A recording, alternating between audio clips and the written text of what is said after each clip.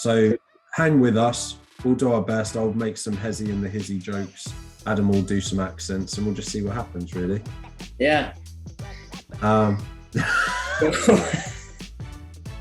Welcome to the Bible in 1 Year podcast, brought to you by two Brits and a Bible. If you like the idea of a casual but meaningful chat about the Bible with a couple of friends, listen in. This is for you.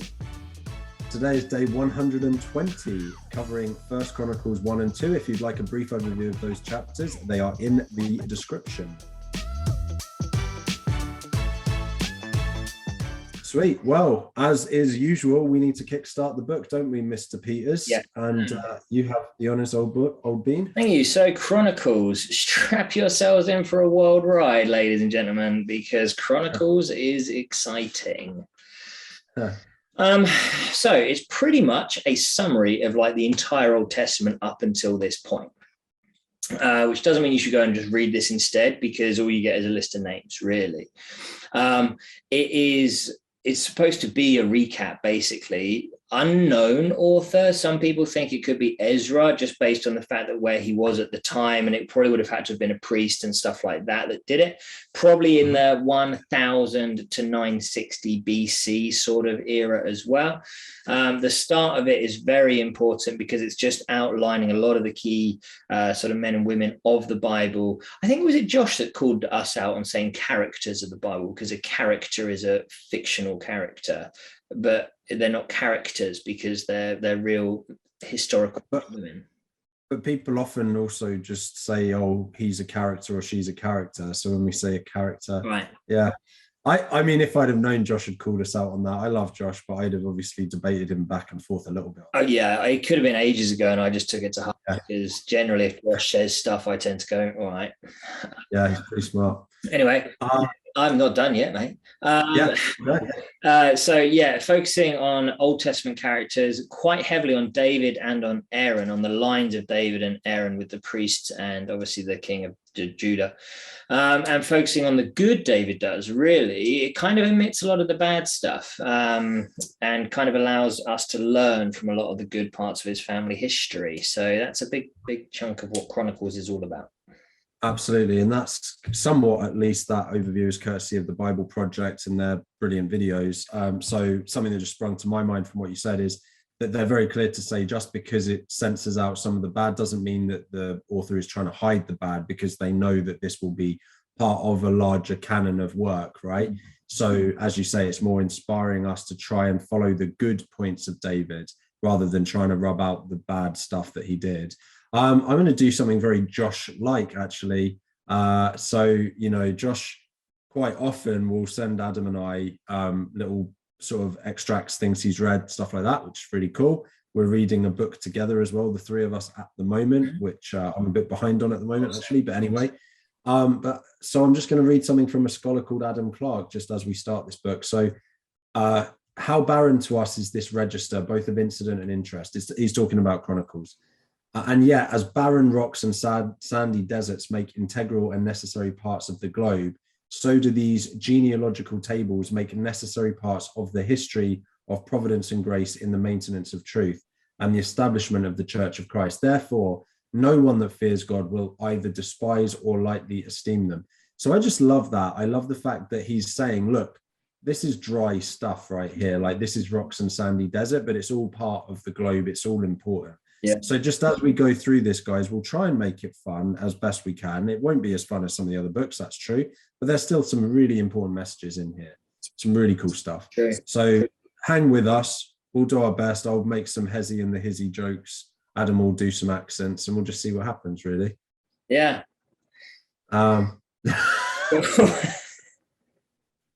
Sweet. Just all right. If you don't know who Josh is, we've just referenced Josh a couple of times. Go and watch back one of our special episodes with Josh Connell in it. It's good. Yep. Yeah.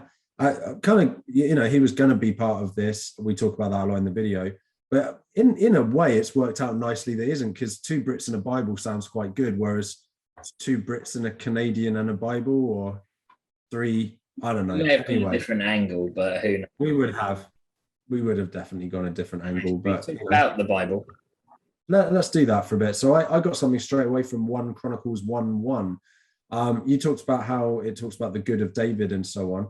Well, right in this first verse, the first verse mentions nothing of Cain and Abel. It only speaks of Seth as a son of Adam and Eve.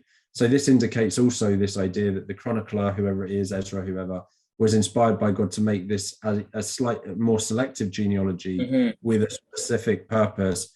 And I think you were talking about how it might link to demoralization, actually. Am I? Or demoralization. Sure. Yes, I am. Thank you for highlighting that part on there. I was like, well, that wasn't my first point. The first point that I made, you know what, I'll come back to that. I read in the Apologetics Bible, which is where I got so much of this information from, because it's very dry. We both relied quite heavily on outside sources. But the Apologetics Bible mentioned that actually this book of Chronicles here is really important because it's actually helping to impart a sense of unity and loyalty amongst a very scattered and demoralized nation, like the nation of Israel has just been left in absolute rack and ruin. And this is a start to just building it back together. This is where we came from, guys. This is who we are. And it just really helps to sort of build some of that unity and purpose and sort of familiarity. Absolutely. Absolutely. Yeah, love it. Yeah, the one point that I got out of this, which I was like, that's quite cool, is the fact that Abraham was actually the grandson of Noah. Didn't realize that, but he is. So that was the only Adam original point that I got. And if, you know, for its worth, ads, I got no original Adam points whatsoever. So shout out to enduringword.com, because that's where a lot of this was inspired from, including this next point. So the sons of Japheth are mentioned next, and it's commonly supposed that the 7 sons of Japheth actually founded the people of Europe and Northern Asia. So from Javan came the Greeks, from Gomer came the Russians, from Madai came the Persians and Iranians, from Tubal came the Turkish, from Kittim came the Cypriots and some of the other Greeks in Rhodes. And I just thought that was really cool. And it then links into a deeper thing. There's going to be a video in the description today on trying to explain from a geneticist's professional opinion how the Bible's explanation of the origin of humanity actually adds up incredibly well to what we see. So there's the fact that there's I'll butcher this, so I'll just do a couple small things. The fact that Adam and the early patriarchs were all 1,000 years or 700-800 years old.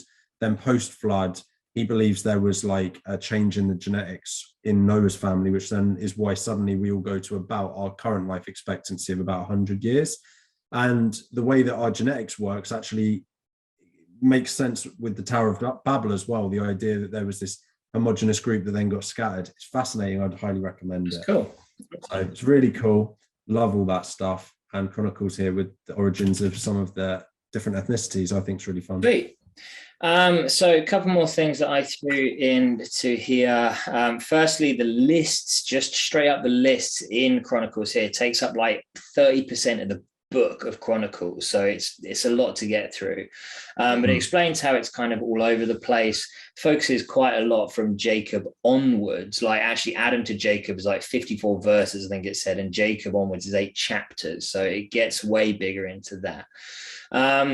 Then some of the bigger points that sort of came out of it from what I was looking through the Apologetics and the Africa Bible back there is actually partly what will we be remembered by was one of the things. 1 Chronicles 1 verse 10 says Cush was the father of Nimrod, who became a mighty warrior on earth. And he is, according to Chronicles, the first recorded mighty warrior.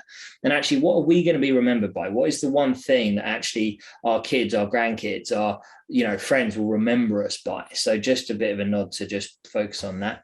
And then I'm running out of time now. How have we done this on this episode? We had nothing to say.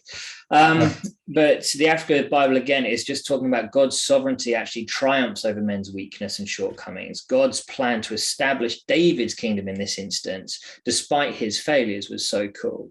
And honestly, the thing that I really quite liked about this, and one of the points it made, is history looks so different from a 500-year perspective as opposed to just each individual story on the way through. When you take a step back, take a look at where you've come from, what you're up to in your own life, things just look very different. So yeah, that's sort of where we're all going to leave it, I'm afraid. So perfect. Kushti, tomorrow's readings, 1 Chronicles 3, 4, and 5. So why don't you beautiful people pick up your Bible? It's going to be dry, but get on reading. In the meantime, please consider joining us on social media at 2 Brits and a Bible and sharing this with someone to help spread the word of God.